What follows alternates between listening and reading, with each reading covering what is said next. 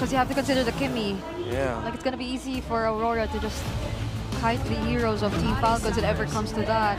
Just place a Fanny too, and... Oh, there you go! Hey, this was in the keys to victory, right? Deal damage. Yeah. And if you don't want to take it slow, if you don't want to find or have a difficult time up against the Kimmy, then why not take an XP laner who can just hunt the Kimmy down?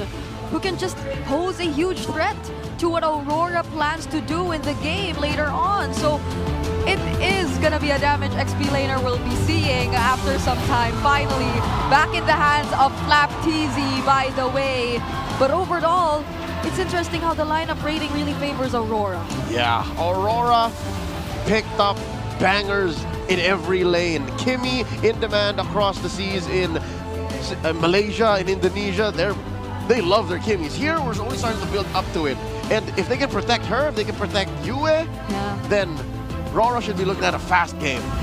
That's a Petrify Benedetta too, by the way. So we can expect all-out aggression. Casters, take it away. The Champions Arena. We're about to load on into the Land of Dawn. A crucial match here for both the teams, Aurora and Falcons, looking to move forward and not get knocked out of the playoffs. That's what we have for us. It's been nice to Ingan and Renmar to bring you the action. You guys saw the index there.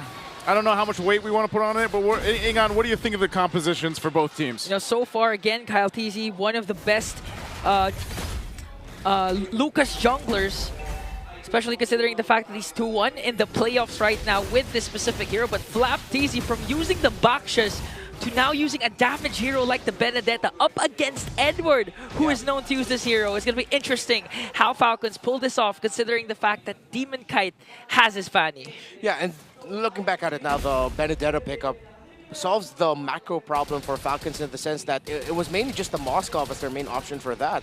While Aurora had, again, the switch up between the Fanny, the Chip, and how much macro and ground you can cover with those two heroes. Now that they have the Benedetta there with them, they can be flexible in terms of how they want to approach the objective team fights. And again, I put a lot of weight on the objective team fights because that's what Brigida and Leo mentioned, that this will all be about. A lot of these major sequences are going to be happening 20 seconds on end from the Turtles. Oh, early engage here as Kyle TZ already used to unleash the beast. Whoa, one more hit almost, and was able to take down Demon Kite, a turnaround for Team Falcons. Wow, although they might not be out of this just yet. Oh, Renegade sets his eyes on Kyle TZ, but he was able to dash away as Mlbb can't recall safely. Man, the spell vamp, the regen that Lucas gets, saving Kyle TZ. Renegade might be up next in the docket, and he'll be able to get away, but you and Edward are still here. Oh, Ogwin up against you and Edward. So Edward soaking up the damage to not give any more deaths to Aurora, but now Feathered Airstrike from Yue, and both teams will disperse. That looks so dicey on both sides for so long, and now the Turtle's up here. Falcons is going to go ahead and start it up. Demon Kite working on his purple buff, so he'll grab that. They'll go ahead and rotate in now. Kyle TZ has his orange. Yeah. We'll see if they actually can commit to this. It looks like they're just going to go grab the buff for now. 20 seconds before and or after the Turtles and the Lords. It's going to be the timers we're going to be looking at here. No clear advantage because the sequence up top got extended. Kyle TZ just got his purple buff. Demon Kite will be coming from the orange. Let's see if Aurora's going to contest this as Falcons has already started things off for Kyle TZ in the bottom lane. Oh, Phew cast his own shortcut down bottom. Almost got Demon Kite there. Woo! As Benajay answers back, here comes Demon Kite also. And be able to take down Kyle TZ. One member down for Team Falcons. Forget the Turtle. Let's go fight bot. That's what they said. Oh, they stunned out Phew. He was able to walk away. Mlbb almost got Demon Kite there. Now ganked up by 3. Got stunned out, but able to escape. Mlbb hunting down you and almost even got +1 on there. He was able to walk away with a kill. Falcons eventually end up winning the trade, but they have to be very careful because Aurora have very good timing right now around that chip. They hella did not expect that Renegade is going to show up with his own shortcut. Oh, Tidal Strike onto Renegade. Feathered Airstrike from Yue. One more hit on the Phew. And he gets him as Ogwin counters out with an Edward kill. use the Tsunami Slam onto the middle lane to take him down. Man, this is just a brutal match so far. Yeah. You know, like where there's so much action. I feel like I'm watching an action movie. Now for the fight for the turtle. Demon Kite tried to steal the Lord, but still Kyle Teasy will secure that turtle, rather. And these two teams are known to be very systematic, but now it's all about clashes. Now it feels like I'm watching systematic violence right now. Both of them have just subscribed to MMA. And I'm all in for it, but it's the old days of MMA when eye pokes were still allowed. Ear bites. Eye pokes, ear bites, all of that, no gloves. Just everything else, you know. And MMA for the streets. yeah, at that point, for Falcons though, getting that first objective, that's going to be fine. And this is the thing, when you're looking at this for Aurora specifically, you're playing around the chip, like you mentioned earlier on.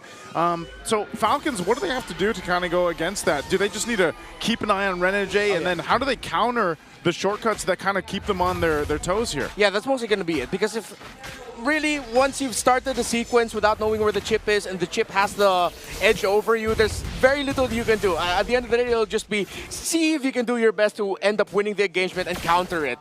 But if they are going to be more systematic about it and really just wait for Renegade to show up on the map and then they pull the trigger in a sequence, then that could be one way. Flap. Demon Kite against Flap Teasy. The ultimate there for Demon Kite already used up, but Flap Teasy survives. Okay. Ooh, Demon Kite. Was willing to take hits from the turret. There, meanwhile, the bottom lane. Now, Ogwen jumps in. Demon Kite was able to walk away, and he catch Ogwen instead. Few with the cast of the feathered airstrike, and again, both teams will disperse. But Renegade from the back, AOG paired up with Edward, and they take down Few. Wow, Few, I don't know if he was expecting that or what, but quick response from Aurora. Yeah, why walk by Renegade? And as we were talking about, if the chip catches you with your pants down, there's very little you can do. You'll just be a deer in the middle of headlights. Man. Now, the last time we saw Renegade with the chip, but wait a minute, they're gonna go instead and go for the purple buff. Take that away from Demon Kite, but he still got it. That was smooth. That was smooth. Yeah, very smooth moves by Demon Kite, Edward and Yue. Close here, but Falcons will not push the issue. Seems like Aurora are gonna be getting to the turtle first. The Super Marco is going to be opening up the map for Falcons. Let's see how heavily Falcons will contest, if they will, this second turtle of the game. Yeah, Aurora having the lead that they have. They'll go ahead and plant themselves in position. Few holding on to the Avatar, the Guardian himself. Both gold laners still up top. Yeah. But that's fine. Super Marco can just join the fight if he wants to. They'll try to go ahead and alleviate some of the pressure if they can, but hold on. Even in the bottom side. Okay. Yue with a feather airstrike, but got interrupted by Kyle Teasy with the Unleash the Beast, though. Demon Kite jumps in, but gets caught out by Few. Kyle Teasy also falls down, but Demon Kite was able to free hit. Now he sets his eyes on Flap Teasy. Might be able to escape, though. Dashing in, dashing out, but Renegade catches him as a double kill from Demon Kite one again, and Renegade kills off Flap Teasy. Gratuitous violence. Aurora clapping back. They don't get the turtle, but Falcons have lost way too much in that engagement. Aurora now focuses on the tower in mid, and of course, Super Marco is stuck in farming mode right now because he is desperately behind Demon Kite in the farm. Demon Kite is a 6,000. Super Marco is just about to hit 5K. And with everything that Falcons did there, they were all just too clumped up that the chip would be more than happy to drop down damage and stuns for everyone. And that is all that Aurora needed. Meanwhile, up top, action-packed again. They're ganking up on Renegade as Kyle Teasy picks up the kill. Flap Teasy trying to escape there up against Edward, Demon Kite, and Yue. Ogwen jumps in as well. One casualty so far for Aurora. Okay, so they ended up fighting up there, but yeah, Renegade goes down. Let's take a quick look. You were just talking about the items here. How's it looking, Renoir? All right, for the two gold laners, only up to a golden staff is the Moskov. Meanwhile, already on the way to the Holy Crystal for Demon Kite. I believe he has, if I'm not mistaken, that should already be 3 stacks on the Kimi Sky Piercer. If not, it's only 2. But still, that's a development that Falcons really need to watch out for, because everything that's happened so far has been them finding 2, finding 3, but then not being ready for the clapback. Again, this is one of the benefits of having a Revitalize in the lineup against a lineup that has no Revitalize. Those little seconds buy so much space and opportunities for your team. Yeah, that does a lot of healing, and even if Few decides to take the Avatar of the Guardian, you know, he doesn't have the Revitalize, so that's how they have to play around it. Yeah, and with all the healing on the board, there's just a lack of dominance ices and anti-healing, actually. That has to be rectified by these two teams. There are glowing wands on the mages, but you need more anti-heal coming from both. And you also have to worry about Domikite already picked up a Holy Crystal. Interesting, went with the Concentrated Energy paired up with the Sky Piercer. So now at the 301, not quite sure when he got those stacks in. It's going to be harder to kill Domikite, harder to reach him, but expect a lot of damage from Domikite. It's going to be big here for that Lord once it's up. And if they decide to commit to it once again, this is going to be a little difficult for Falcons on these team fights when they're fighting around the choke points of the objectives. That seems to be where they struggle because it is so important on their positioning. And most likely at that feud, depending on what ultimate he decides to take, tends to change a course of a lot of these team fights that do break out. So again, we'll see if it's going to work out. Super Marco picking up the DHS now. He's got the 3 items that he needs. He's done relatively well catching up, at least to get into a fighting form, I'd say, here on the Moscow. Okay. Radiant Armor already built up there for Edward, so that should help with the damage output that few could bring to the table. Plus, at the same time, that lowers the need for Edward to go back to base if ever he gets brought down too low. Good HP regen base on it. So now Falcons are going to have to contest this, but it seems like it's going to be difficult for them to find an opening because Aurora, slow blitz, already no ultimate for this Lucas. And then he casted the traction pulse also. Flap-TZ caught in the middle. Unleashed the pieces there, but Flap-TZ got bursted down. Renegade from the back as Demonkite having the time of his life, trying to slice and dice every single Falcon he sees, and 2 members are down. Not a good fight for Falcons there. They get caught out, and now they're going to lose this Lord here. A big objective for Aurora to march towards the base of Falcons. Off timing for Flap-TZ, and looks like a little bit of miscommunication on the side of Falcons. Aurora, again, what we mentioned about them yesterday, one of the best teams in the league this season when it comes to punishing the smallest of errors. They can just find massive openings in the game with that. And Renegade sniffed them out and saw even more. Oh, look at that view, just so low off of a couple. Feathered airstrikes from Yue. And again, that's why the Farsa is so good right now. Are they ready for this defense? Yeah, I think they're able to clear out the Lord and not lose any inhibitor turrets unless something happens, like a Renegade flickers from the back or the traction pulse paired up with the AOG. Can catch someone from Team Falcons. It could spell disaster for them, but still, the clear wave of Team Falcons can mitigate what Aurora's pushing right now. Okay, base is held on to. The shields are all going to be popped though, so that they are at least, Falcons still get some breathing room before the next objective. About 2 minutes buys them time here. Yeah. Honestly, right now, the hard part for Team Falcons is that apart from the gold lead that Aurora has established, Aurora has endless of possibilities to execute initiations and at the same time punish. Yeah. There's the Traction Pulse AOG combo, not to mention Renegade consistently going from the back and casting that ultimate. And of course, Demonkite, the late entries that could clean up the initial damage that can come from Demonkite and Yue. Yeah, Demonkite has dealt the most damage in this game so far, shared with Yue. They're both hovering around 30,000 damage dealt and climbing. While Super Marco, because he has been stuck with just trying to open up the map for Falcons, has dealt a measly 6,700. Still just hovering around that in terms of total damage dealt to heroes. So Falcons now, the next few sequences, they're just going to be forced to having Super Marco with them since he's already built up with his trinity of the Scythe, Golden Staff, and the DHS. But again, there's only so much that they can do in this scenario. Kyle-TZ already up to a Queen's Wings, but that's only 3 core items. While Demonkite is already going hybrid as he has his main 3 items in the Heptasis, the Malefic Roar, War Axe, and now he even has Antikura, so he has good survivability in case he gets caught by the main physical damage dealers in the side of Falcons. Yeah, that's something we're going to have to pay attention to, too, is because Falcons, and trying to catch up to this goal deficit that they have to work against, they might choose not to fight, you know, at least around the Lord, and rather in the base, unless they somehow get a big advantage from it because of the fact that they are behind. They have decent damage, but still, there's another big item power spike for Demonkite now. He's been pretty much chilling in the back lane, just able to, and that's always the case with Kimmy, man. How do you catch the Kimmy when you have it protected so well, especially with a Ganakacha and the chip. It's too tough to get, and then you're forced into those team fights sometimes because of the Kimmy across from you. So they're going to go ahead and start up the Lord here. Falcons, we'll see if they really want to go ahead and contest this. You still have Ogwin up on the top side, making sure that Super Marco is going to be fine. Well, Demon Kite starts this up. He'll hold it at half. Meanwhile, Demon Kite still at the bottom, but again, do they pull the trigger on this with this kind of lead? See Halbert picked up too. They're going to go for it. Yue, Demon Kite still has their Purifies as Demon Kite picks up the Lord without a sweat there. Edward might even go for Flapteezy. Feathered airstrike from Yue and bursts down Flapteezy immediately. But down to the bottom lane though.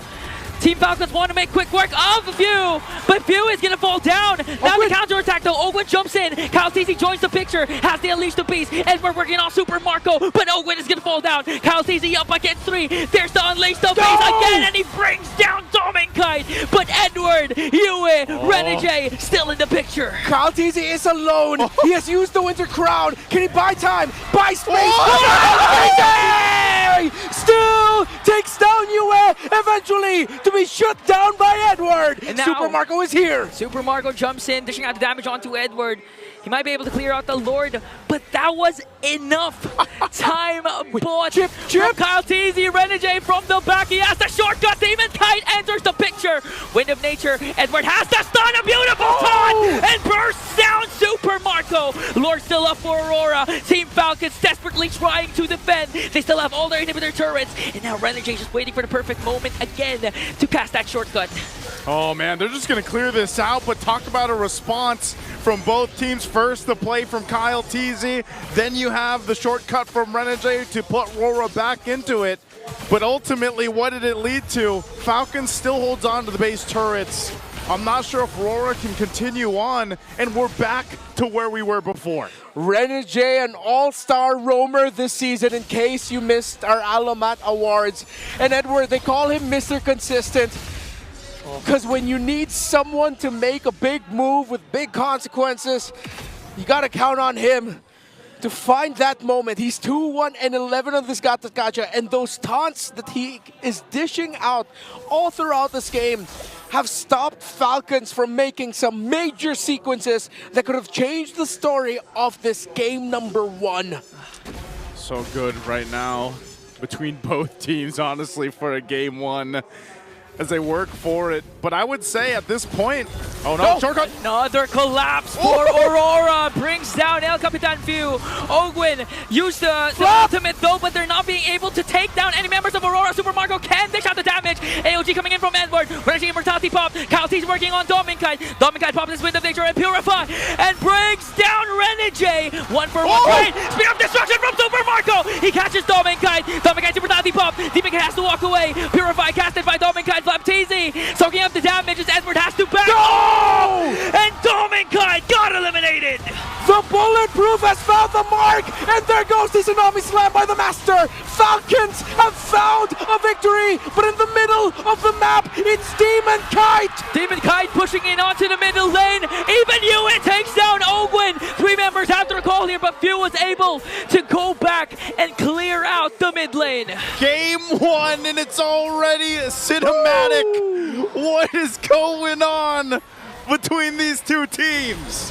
What a start to this series.